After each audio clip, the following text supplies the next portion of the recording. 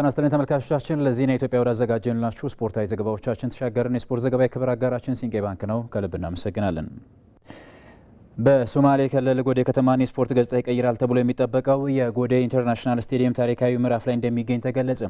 የስቴዲየሙ የእግር ኳስ መጫወቻ ሜዳ የዓለም አቀፍ ደረጃን ማሟላቱን ለማረጋገጥ የሚያስችል ጥብቅ የፊፋ የምዘና እንደተካሄደለትም ተገልጿል። ይህንን ወሳኝ የሜዳ ላይ ፍተሻ ያከናወነው ደግሞ ከፊፋ ጋር ይፋዊ ስምምነት ያለውና በገለልተኝነቱ የሚታወቀው የላቦ ስፖርት ቴክኒክ ቡድን ሰለሞኑ የተገለጸው ድርጅቱ በዓለም አቀፍ ዙሪያ የሚገነቡ ሰው ሰራሽና ተፈጥሯዊ የኳስ ሜዳዎችን የጥራት የደህንነትና የጥንካሬ ደረጃ የመፈተሽ ዓለም አቀፍ ኃላፊነት የተጣለበት ተቋም ሰለሞኑን ተገልጿል። በሜዳ ላይ የተደረጉ ሳይንሳዊ ፍተሻዎችም የሜዳውን ዘላቂነትና የተጫዋቾችን ደህንነት ማዕከል ያደረጉ ስለመሆናቸውም ተገልጿል። We've done a few different performance tests. የሜዳውን ጥራት ለመገምገም የወሰድናቸው መስፈርቶች ኳስ ለመቀባበል ያለው ምቹነት፣ የኳስ በተገቢው ሁኔታ መሽከርከርና ነጥሮ የመመለስ መጠንንና አጠቃላይ የመገምገሚያ መስፈርቶችን ነው። ይህ የፊፋ የምስክር ወረቀት በቅርቡ ሲመጣ የጎዴ ኢንተርናሽናል ስቴዲየም ኢትዮጵያ ውስጥ ካሉ ጥቂት ዓለም አቀፍ ደረጃቸውን የጠበቁ የመጫወቻ ሜዳዎች ተርታ የሚሰለፍ ስለመሆኑም ተገልጿል። ዘገባው የባልደረባችን ቴዎድሮስ ታደሰ ነው። በቅርብ ዓመታት በታዳጊዎችና በጤና ቡድኖች ደረጃ የሚገኙ እንዲሁም ከክለብ አልፎ እስከ ብሔራዊ ቡድን የሚገኙ ተጫዋቾች የሚሳተፉባቸው የክረምት የእግር ኳስ ውድድሮች ለተጫዋቾች ጥሩ ራስን የማዘጋጃ መድረኮች ስለመሆናቸው ተገልጿል።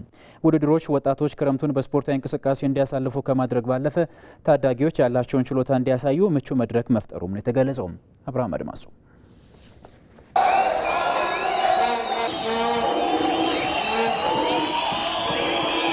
በኢትዮጵያ በየእርከኑ የሚደረጉ የሊግ ውድድሮች ከተጠናቀቁ በኋላ የሚኖሩ የእረፍት ጊዜያቶች ረዥም ናቸው። ይህም ተጫዋቾች ከሚወዱት እግር ኳስና ከሚደግፋቸው ደጋፊ እንዲርቁ ያደርጋቸዋል። በቅርብ ዓመታት በከተማ አስተዳደሮች የሚዘጋጁ ውድድሮች ይህንን ችግር በመቅረፍ ረገድ ትልቅ ሚና ተጫውተዋል። ባለፉት 2 ዓመታት በታዳጊዎችና በጤና ቡድኖች ደረጃ የሚገኙ እንዲሁም ከክለብ አልፎ እስከ ብሔራዊ ቡድን የሚገኙ ተጫዋቾች የሚሳተፉባቸው የእግር ኳስ ውድድሮች በአዲስ አበባ በቁጥር በርከት ብለው እየተካሄዱ ይገኛል። ሲኒየር ተጫዋቾች የሚሳተፉበት ውድድር ነው። የብሔራዊ ቡድን ተጫዋቾች፣ የክለብ ተጫዋቾች የሚሳተፉበት ውድድር ነውና አንደኛ ለነሱ በእኛ ሀገር ፕሪሲዝን ውድድር ብዙ አልተለመደም እና እንደ ፕሪሲዝን እንዲንቀሳቀሱና ወደ ዝግጅት እንዲገቡ ነው። ጨዋታው በየቀኑ ስላልሆነ ማክሲመም በ4 ቀን ወይ በ5 ቀን አንዴ ስለሆነ ለመዘጋጀት ይጠቅማል። የሜዳ ስራዎችን የምንሰራበት ስለሆነ በጣም ጠቃሚ ነው ብዬ ነው የማስበው። ከቀድሞ ናሽናል ቲም ተጫዋቾች ጋር ከፕሪሚየር ሊግ ተጫዋቾች ጋር መጥተው በመጫወታቸው እዚህም የሚያገኙት ኦፖርቹኒቲ ይኖራል። ከፍ ብለው የሚታዩበትን አጋጣሚ ይፈጥርላቸዋል ብዬ ነው ማስበው። አካባቢ ላይ የሚገኙ ወጣቶች ደግሞ በእንደዚህ አይነት ውድድሮች ላይ መሳተፋቸው የራሳቸው የሆነ ክህሎት አላቸው። ያንን ክህሎታቸውን የበለጠ ለማሳየት የሚረዳ ምርጥ ውድድር ነው። እነዚህ ውድድሮች ወጣቶች ክረምቱን በስፖርታዊ እንቅስቃሴ እንዲያሳልፉ ከማድረግ ባለፈ ታዳጊዎቹ ያላቸውን ችሎታ እንዲያሳዩ ምቹ ሁኔታ መፍጠሩም ተጠቁሟል። ታዳጊዎችን እድል ላላገኙ እድል እንዲያገኙ በእኛ አካባቢ ላይ ብዙ እድል የሚፈልጉ ልጆች አሉ። ያን እድል ለማሳየት ነው። ከተላለቅ የፕሪሚየር ሊግና ብሔራዊ ቡድን ተጫዋቾች አብረው ሲጫወቱ የሚሰማቸው ሞራል አለ እንደ ስፖርት። ለዚህ እሱን ታሳቢ አድርገን ነው የተሳተፍነው። ምን መሆን እንዳለባቸው ያስተማራቸው ውድድር ነው። የኛ አብዛኞቹ ታዳጊዎች ናቸው። የተወሰኑ ልምድ ያላቸው ልጆች አካተናል። ከነሱ ጋር ሲጫወቱ የተሻለ ልምድ ያገኛሉ። ስለዚህ ምንም ያን ያህል በጣም ከባድ አይደለም። እድል አግኝተው የሚጫወቱ ከሆነ የኢትዮጵያ ፕሪሚየር ሊግ ላይ መሳተፍ የሚችሉ ልጆች ነው ያሉት። በኢትዮጵያ ፕሪሚየር ሊግና በኢትዮጵያ ብሔራዊ ቡድን የተጫወቱ ተጫዋቾችም በመድረኮቹ መሳተፋቸው ለታዳጊዎቹ ትልቅ ልምድን እንዲያካፍሉ እንዳስቻለም ተገልጿል። ልምድ ካለው ይሄ ሲኒየሩ ከጁኒየሩ ጋር ነው የሚያደርገው። ብዙዎቹ ካያቸው ነጋቶች፣ እነ ኤልያስ፣ እነ ፍሬዘር ብዙ ተጫዋቾች አሉ ፕሪሚየር ሊግ ላይ የሚጫወቱ እና አስቻለውን እነ ቢኒያም በላይ በጣም ብዙ ናቸው ያሉት እና እነሱ ታዳጊው በደንብ ነው እነሱን እያየ ሲጫወት አብሮ ነው የሚጫወተው። እንዴት ነው ልምድ ከማከፈል አኳያ በጣም አሪፍ ነው። እንደኔ አስተያየት ከሆነ መለመድ አለበት ነው የምለው። ትምህርት ማሳለፍ አለባቸው ለህፃናቱ፣ ለታዳጊ ወጣቱ እንዲህ ሲያስተምሯቸው አብሮ ፎቶ ሲነሱ አብሮ ሲጫወቱ ያለው ክፍተት እነሱ ያላዩትን ተተኪ ላይ ቢያስተላልፉ መልካም ነው ላለው። ረጅም ጊዜ ረፍት ላይ ጌም ላይ ነበሩ። አሁን የተወሰነች ነገር ነው የሚጫወቱት። ፉትሳል ነው ሙሉ ስላልሆነ የተወሰነ የራሳቸውንም እንቅስቃሴ ውስጥ ይሆናሉ። ስለዚህ በጣም ጠቀሜታው ብዙ ነው። አዳዲስ ተሰጥኦችን ማፍራት እንዲሁም በስፖርት አማካኝነት በከተማዋ ነዋሪዎችና በስፖርት ቤተሰቦች መካከል ያለውን ማህበራዊ ትስስርና አንድነት እንዲያጠናክር በማድረግ ረገድም ውድድሮቹ ትልቅ ሚና ይጫወታሉ። የትምህርት ጊዜ የተዘጋበት ነው። የውድድሮች ያለቁበት ወቅት ስለሆነ እነዚህ አካላቶች ቤት ቁጭ ከሚሉ በእንደዚህ አይነት ውድድሮች ላይ እንዲሳተፉ ዋና ዓላማ ያደረገ ነው ማለት ነው። ይሄም የምናየው ደጋፊ በዚህ ቦታ ላይ የመጣበት ትልቁ ዓላማ ይሄ ውድድሩ ስለተዘጋጀ ነው ማለት ነው። ስለዚህ ወጣቶች በክረምት ጊዜ የተለያየ ቦታ ላይ ከሚውሉ ስፖርታዊ ቦታ ላይ መዋላቸው ለወጣቶች የሚሰጠው ጥቅም በጣም ትልቅ ስለሆነ ይህንን ዓላማ አንግቦ ነው ይሄ ውድድር የተዘጋጀው ነው። አዲስ አበባ ከተማ አስተዳደር በተገነቡ የስፖርት ማዘውተሪያ ስፍራዎች ላይ የተካሄዱ የሚገኙት የክረምት እግር ኳስ ውድድሮች የከተማዋን ስፖርት በማነቃቃት ላይ እንደሚገኙ ተጠቁሟል።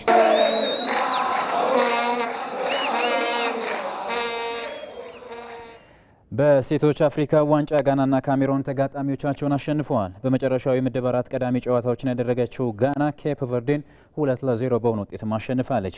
ቦዶዋ ቀዳሚ ግብ ስታስቆጠር ከይራ ደግሞ ሁለተኛዋን ጓል በራሷ መረብ ላይ ነው ለጋና ብሔራዊ ቡድን ያስቆጠረችው። በሌላ ጨዋታ ካሜሮን ማሊን 2-1 በማሸነፍ ጉዞዋን በድል ጀምራለች። የጋላታሳራይዋ ማሪና የካሜሮንን የድል ግቦችም ያስቆጠረችዋ ተጫዋች ናት። ምድብ 4ን ጋና በግብ ክፍያ ልዩነትም እየመራችው ትገኛለች። የአርሰናሉ አሰልጣኝ ሚካኤል አርቴታ በአዲሱ የውድድር ዘመን የነበራቸውን ጥንካሬ ለማስቀጠል እየተዘጋጁ መሆኑን አስታወቀም። አሰልጣኙ ከክለቡ ድረገጽ ጋር በነበራቸው ቆይታም የውድድር ዓመቱን እቅዶቻቸውንም በእግረ መንገዳቸው ይፋ አድርገዋል። ሀና ታሪኩ በዚህ ጉዳይ ላይ ተጨማሪ ዘገባ አላት። ኃይላችንና ጉልበታችን ወደ ላቀ ደረጃ ተመልሷል ይላል የአርሰናል ድረገጽ ዛሬ ይዞት የወጣው ጽሑፍ። ይህን ንግግር የተናገሩት ደግሞ የመድፈኞቹ አለቃ ሚካኤል አርቴታ ከክለቡ ሚዲያ ጋር ባደረጉት ቆይታ ነው። አርሰናል አዲሱን የውድድር ዘመን የጀመረ ሲሆን የመድፈኞቹ አሰልጣኝ ሚካኤል አርቴታ ከክረምት ረፍታቸው በኋላ ወደ ቅድመ ውድድር ዘመን ልምምድ ማድረግ መጀመራቸውና በውድድር ዘመኑ ያቀዷቸውን ግቦች ይፋ በማድረግ የነበራቸውን ጉልበትና ተነሳሽነት ከፍ ወዳለ ደረጃ መመለሳቸውን ገልጸዋል። አርሰናል ከ2 ዓመታት በኋላ የፕሪሚየር ሊግ ዋንጫ ማንሳቱን ተከትሎ በኢስሊንግተን ጎዳናዎች ላይ ደጋፊዎች ያደረጉት የደስታ አገላለጽ አርቴታ በእግር ኳስ ሕይወቴ ካዩዋቸው ምርጥ አጋጣሚዎች አንዱ ነው ሲል ገልጾታል። አሁን ደግሞ ቡድኑ በዚህ ስኬት ላይ ተጨማሪ ውጤት ለማስመዝገብ ወደ ስራ ተመልሷል። የሰሜን ለንደኑ ክለብ አሁን ላይ በስፔን የሚገኝ ሲሆን ቅዳሜ ከጅሮና ጋር ለሚያደርገው የቅድመ ውድድር ዘመን የወዳጅነት ጨዋታ እየተዘጋጀም ይገኛል። አርቴታ በተጫዋቾቹ ዘንድ በሚታየው አዲስ ተነሳሽነትና ንቁነት እጅግ ተስፋማ እንደሆነ ይናገራል።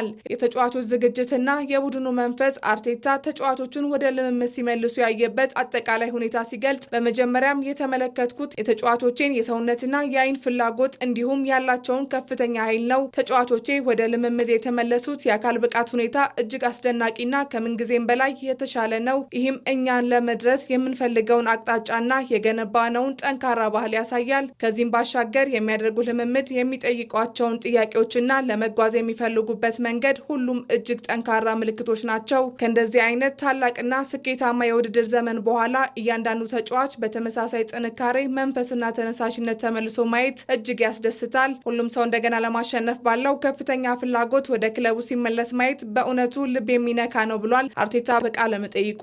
አርሰናል ከ2 ዓመታት በኋላ ለመጀመሪያ ጊዜ ያሳካውን የፕሪሚየር ሊግ ዋንጫ ለማስከበር ወደ ሜዳ የሚገባ ሲሆን አርቴታ እንደ ሻምፒዮን ወደ አዲሱ የውድድር ዘመን መግባታችን ለሁሉም ሰው አዲስ ቁርጠኝነትና ተጨማሪ ተነሳሽነትን እንደሰጠም ይናገራል።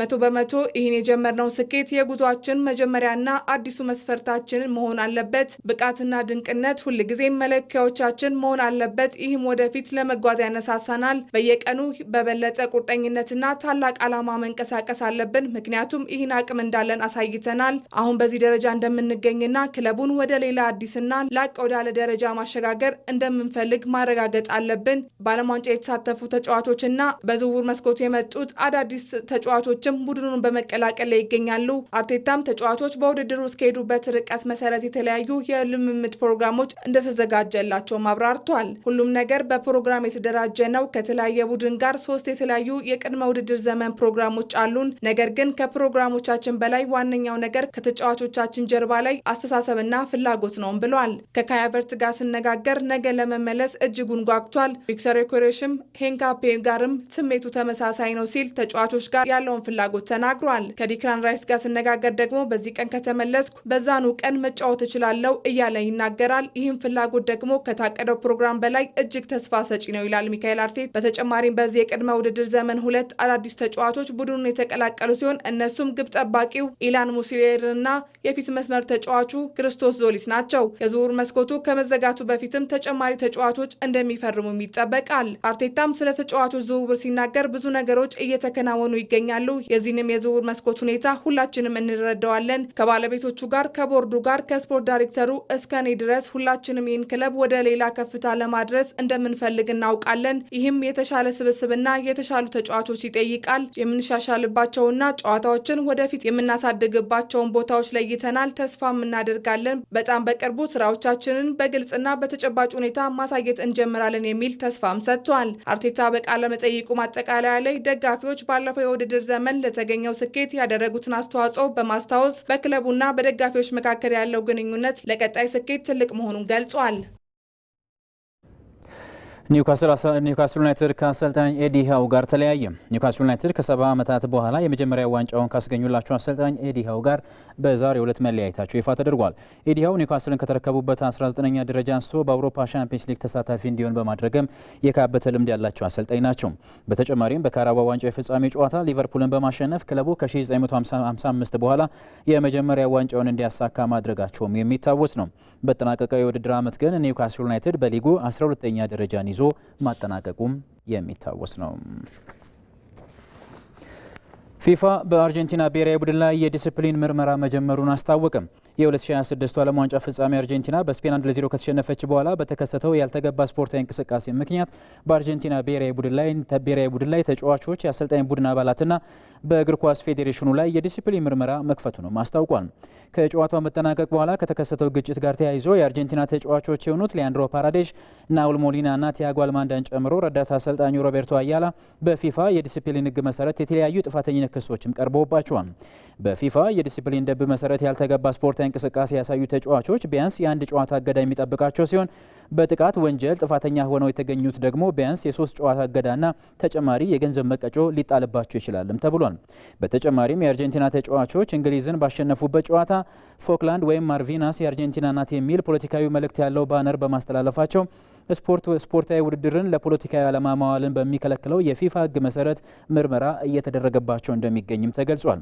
ከዚህም በተጨማሪ የቡድን ስነ ምግባር ማደፍረስ፣ የደጋፊዎች የዘረኝነት ንግግሮች፣ ቁሳቁሶችን ወደ ሜዳ መወርወር እንዲሁም የጨዋታ ደህንነትና ፕሮቶኮሎችን አለማክበር በሚሉ ክሶች የአርጀንቲና እግር ኳስ ፌዴሬሽን ምርመራ እየተደረገበት እንደሚገኝም ተገልጿል። ክቡራን ተመልካቾቻችን ለዜና ኢትዮጵያ ያዘጋጀንላችሁ ስፖርታዊ ዜናዎቻችንን በዚህ አብቅተዋል። በያላችሁበት መልካም ቀን ይውላችሁ።